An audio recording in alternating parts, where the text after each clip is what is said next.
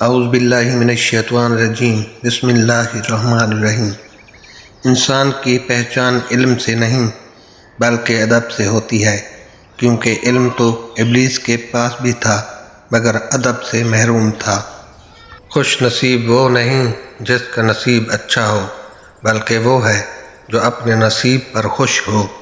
گفتگو ایسی چیز ہے جس کی وجہ سے انسان یا تو دل میں اتر جاتا ہے یا پھر دل سے اتر جاتا ہے۔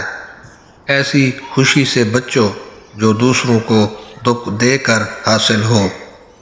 مسائل انسان کو ایسے نکھارتے ہیں جیسے آگ سونے کو۔ محنت اتنی خاموشی سے کرو کہ تمہاری کامیابی شور مچا دے۔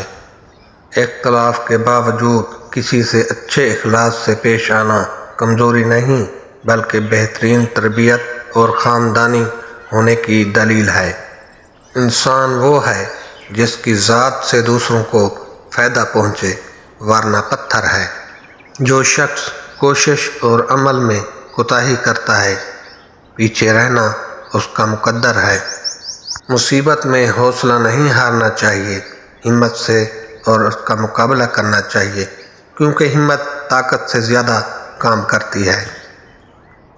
عقل مند بولنے سے پہلے اور بے وقوف بولنے کے بعد سوچتا ہے۔ جب تک تیرا غرور اور غصہ باقی ہے، اپنے آپ کو نیک لوگوں میں شمار نہ کر۔ نیک عمل وہ ہے جو لوگوں کی تعریف کی توقع سے بے نیاز ہو کر کیا جائے۔ جو علم کو دنیا گھمانے کے لیے حاصل کرتا ہے، علم اس کے قلب میں جگہ نہیں پاتا۔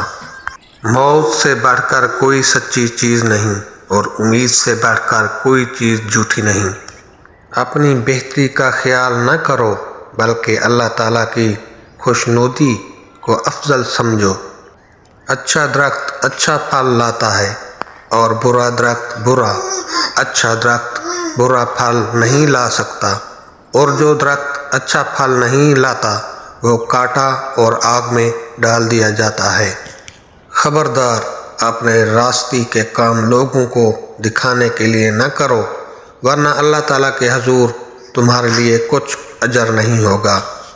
مبارک ہیں وہ جو راست بازی کے سبب ستائے گئے ہیں، کیونکہ بالآخر آسمان کی بادشاہت الہی کی ہے۔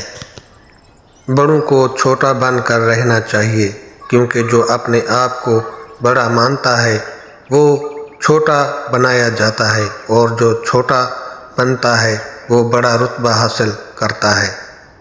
دنیا کے مال و اسباب پر غرور مت ہو، کیا خبر کہ اسی رات تیری جان تجھ سے طلب کر لی جائے۔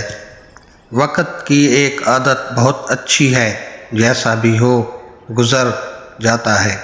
دوسروں کو نصیحت کے پھول دیتے وقت خود ان کی خوشبو لینا نہ بھولیں۔ بہترین انسان عمل سے پہچانا جاتا ہے، ورنہ اچھی باتیں تو دیواروں پر بھی لکھی ہوئی ہوتی ہیں۔